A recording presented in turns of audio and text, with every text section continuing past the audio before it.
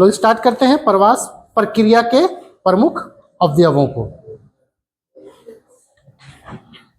इस प्रकार हम लोग देख रहे हैं, जितने चीजें समझे, प्रवास प्रक्रिया एक क्या है, प्रोसेस है। ये प्रवास एक प्रोसेस है, सिलसिलेवार ढंग से चलने वाला।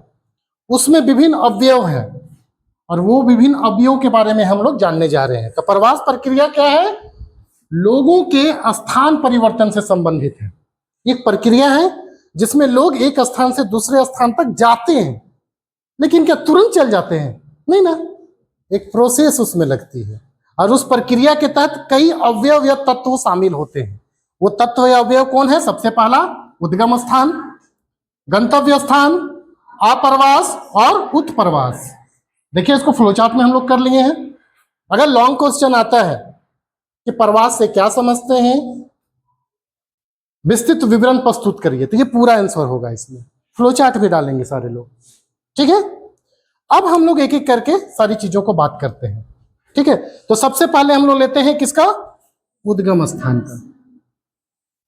तो उद्गम स्थान प्रवास प्रक्रिया, ध्यान से समझिएगा, उद्गम स्थान प्रवास प्रक्रिया के तहत एक ऐसा तत्व या अवयव है प्रवास का जो कि किसी क्षेत्र विशेष को इंगित करता है, जो प्रवासित व्यक्ति का मूल स्थान होता है, जहां से लोग विभिन्न कारणों के लिए या विभिन्न कारकों से प्रभावित होकर अपने मूल स्थान या नेटिव प्लेस से किसी अन्य स्थान की ओर अस्थायी रूप से गमन कर जाते हैं, है ना।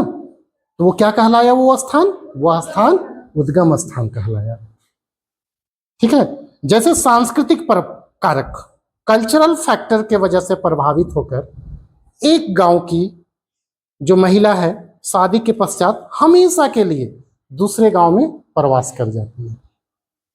तो जो उसका मायका है, यानी मम्मी पापा का घर है, तो वो गांव उसके लिए क्या हुआ? उद्गम स्थान हुआ। जबकि वही जब ससुराल जाती है तो उसके लिए क्या हुआ? वो गंतव्य स्थान हुआ। समझ में आ गया होगा आपको? उद्गम स्थान और गंतव्य स्थान समझ रहे हैं चीजों को ना। तो हम लोग बात कर रहे हैं अभी उद्गम स्थान का। चीजें एकदम क्लियर हो गई होंगी, इसी को हम लोग लिख लेते हैं, ठीक है। तो देखिए, उद्गम स्थान को हम लोग परिभाषित किए, पूरी तरह से समझ रहे हैं हम लोग, ठीक है। प्रवास प्रक्रिया के दौरान क्या है ये? प्रवास प्रक्रिया के दौरान जब लोग या व्यक्ति, जब लोग एक स्थान से दूसरे स्थान पर जाते हैं, तो वह स्थान, ध्यान दीजिएगा, जहां से लोग दूसरे स्थान की ओर गमन करते हैं, वह क्या कहलाएगा? उद्गम स्थान कहलाएगा। इस प्रकार स्पष्ट है कि उद्गम स्थान लोगों का मूल स्थान होता है, नेटिव प्लेस, जहां आप जन्म लिए हैं, मूल स्थान होता है, ठीक है ना, जहां से लोग किसी दूसरे स्थान में गमन करते हैं। इसी को हम लोग फ्लोचार्ट में देख ले रहे हैं, आप लोग देख सकते हैं। उद्गम स्थान क्या है?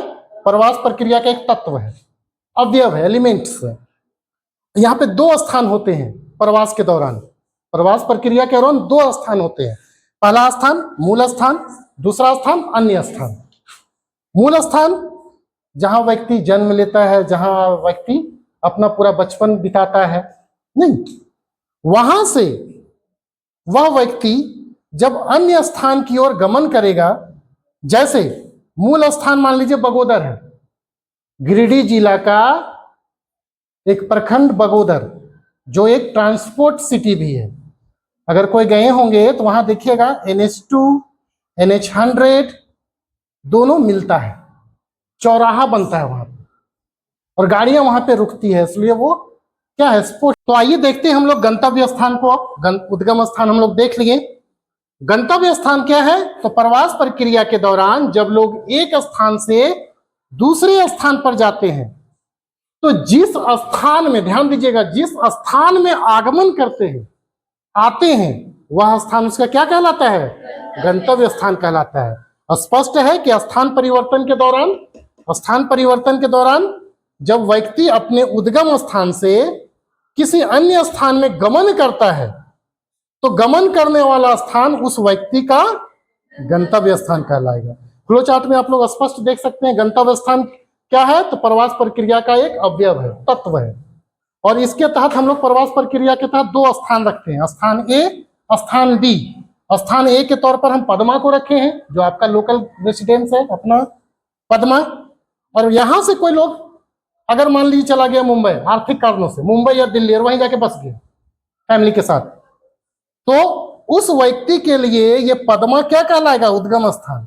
जबकि उस व्यक्ति के लिए जो कि यहां से वहां गमन किया है, देखिए एरो चिन्ह क्या कर रहा है कि यहां से ये व्यक्ति उधर जा रहा है, तो मुंबई और दिल्ली उसके लिए क्या कहलाएगा, क्योंकि वहां पे वो आगमन हुआ है, तो वह उसका गंतव्य स्थान है।